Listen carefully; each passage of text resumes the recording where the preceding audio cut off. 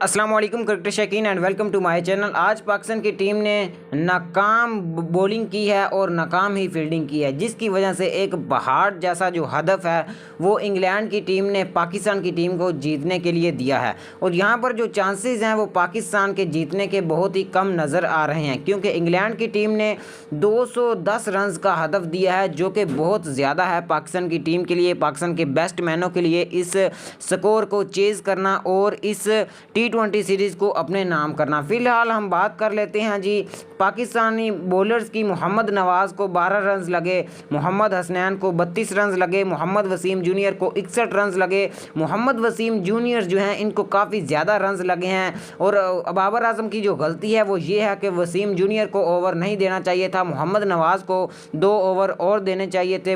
Wasim junior को बहुत ज़्यादा रन लगे हैं, 61 रन लगे हैं, शादाब खान को 39 रन लगे हैं।